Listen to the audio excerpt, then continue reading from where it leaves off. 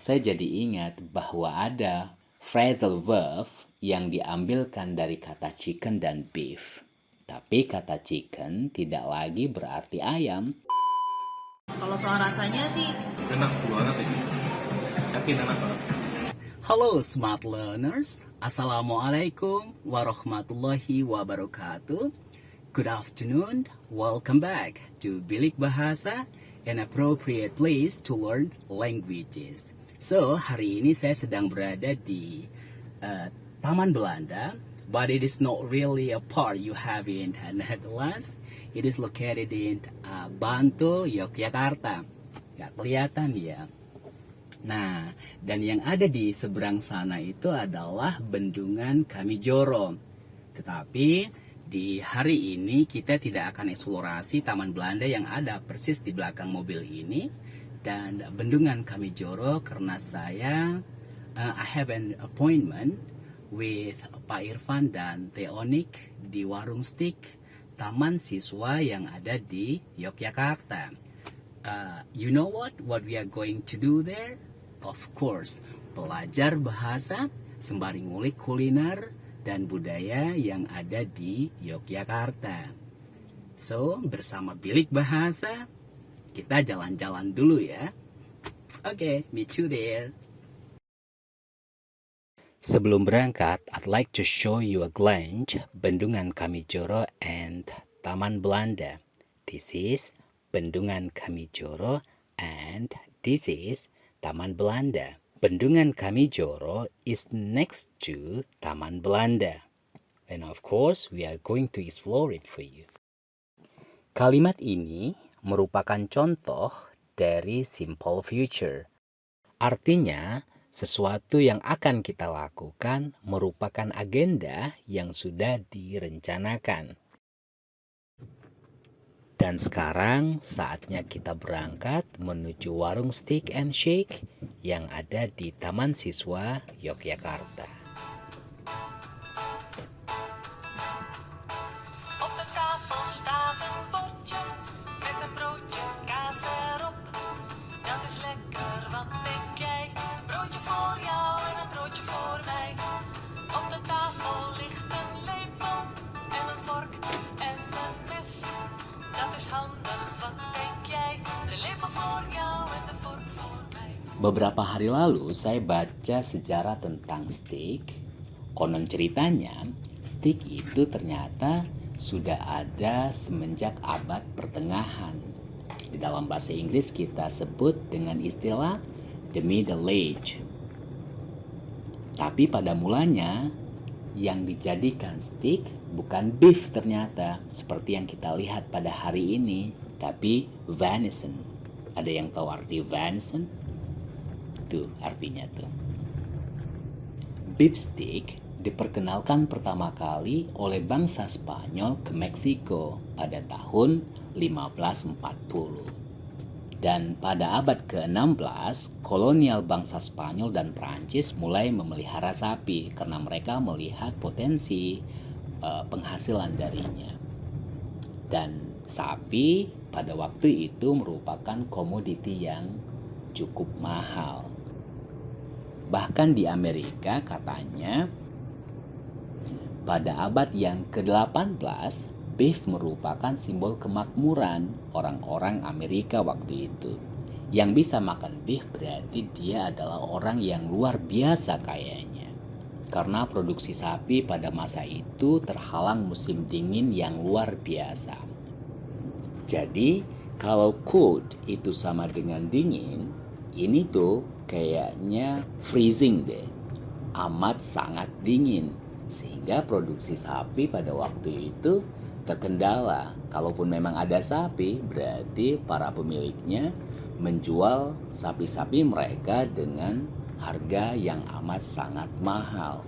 Makanya mereka yang bisa beli sapi pada waktu itu adalah mereka yang luar biasa kayaknya. Sekarang yuk kita cari tahu tingkat kematangan steak menurut Chef Irfan. Oke, here we go. Steak kuwi nek dimasak tingkat matenge iki ana 5. Kira 1, mateng tapi dagingnya isi abang-abangnya lho. Loro mateng tapi isi minyik-minyik. Telu yo setengah mateng. Papat yo lu luwih mateng tapi kira-kira 80% lah. Nah sing nomor 5 kuwi mateng nganti empuk, jos mantep. Jadi, kalau kita pesan steak di warung steak yang pengunjungnya kebanyakan bule atau warung steak yang bukan di Indonesia, kita akan ditanya dengan pertanyaan seperti ini. Would you like your steak rare, medium, or well done? Maksudnya, tingkat kematangan yang seperti apa nih yang kita akan pesan? Kayaknya kalau di Indonesia, kita nggak ditanya seperti ini ya. Soalnya orang-orang Indonesia mesti suka dengan tingkat kematangan well done. Saat ini kita sedang berada di Jalan Taman Siswa. Sebentar lagi kita akan sampai di tujuan. You see, on the right side, this is the place I'm about to visit. Halo, kali ini kita sudah berada di salah satu tempat makan yang namanya Warung Steak and Shake di Jalan Tamsis. Mari kita masuk. Op de tafel staat een beker met koude limonade. Dat is lekker, wat denk jij? Een beker voor jou en een beker voor mij. Op de tafel staat een kopje. Nah, ini dia nih, makanan orang kaya Amerika pada abad ke-18. Beef. Jadi kalau kalian bisa pesan ini 2 abad yang lalu, berarti kalian adalah orang kaya. Begitu sejarahnya. Tapi saya pilih chicken steak saja, karena belum jadi orang kaya. Oh ya teman-teman, saya jadi ingat bahwa ada phrasal verb yang diambilkan dari kata chicken dan beef. Tapi kata chicken tidak lagi berarti ayam dan kata beef tidak lagi berarti daging sapi. Lalu apa dong artinya? Yuk kita bahas ya. Chicken plus out, chicken out. Artinya memutuskan untuk tidak melakukan sesuatu karena amat sangat menakutkan. Alias akan terjadi sesuatu jika kita maksa untuk melakukan sesuatu tersebut. Dan yang kedua, beef something up. Artinya membuat sesuatu lebih kuat atau lebih penting. Kita lihat contohnya ya. I was going to take off my face mask, but I chickened out. Artinya, tadinya saya berencana untuk melepaskan masker saya, tapi nggak jadi karena saya takut. Kalimat ini agaknya cocok dengan apa yang kita alami saat ini.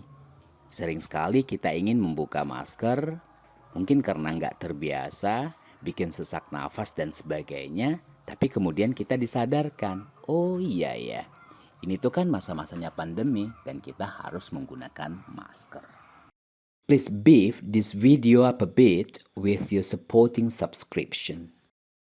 Artinya, jadikanlah video ini bermanfaat dengan subskripsimu yang membangun. And now, what we have ordered have been served.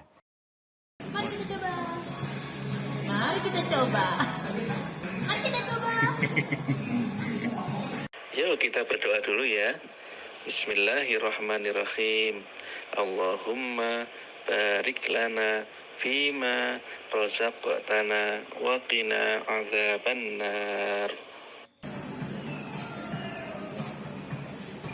Alright, sir. What do you think? Ini enak banget ini. Yakin enak banget. Niki apa wae, Pak? What is it? Rice? Sugo. Oh, sugo. Sugo. Rice. Yeah. Go. Pitek. Ayam sambal korek namanya. Sambalnya sih sedikit tapi kayaknya pedas, belum cobain.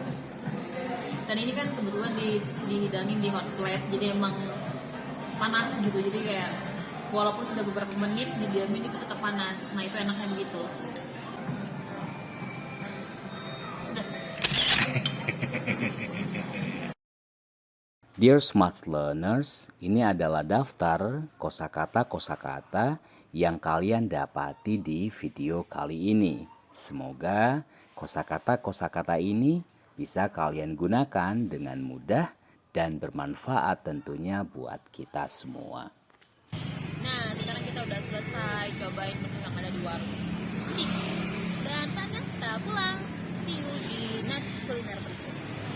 Aku mulai yo, iki wis rampung. Ketemu Semarang rasanya enak, aku wis pengen mulai iki. Baik. Dari Kabeh sini. kewan konco apa artinya Pak? Oh. Kabeh kewan konco. Wah, semua binatang itu temen. Oh, oh itu artinya.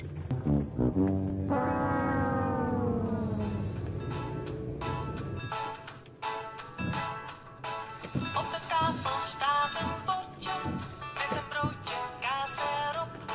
Dat is lekker, wat denk jij? Een broodje voor jou en een broodje voor mij. Op de tafel ligt een lepel en een vork en een mes. Dat is handig,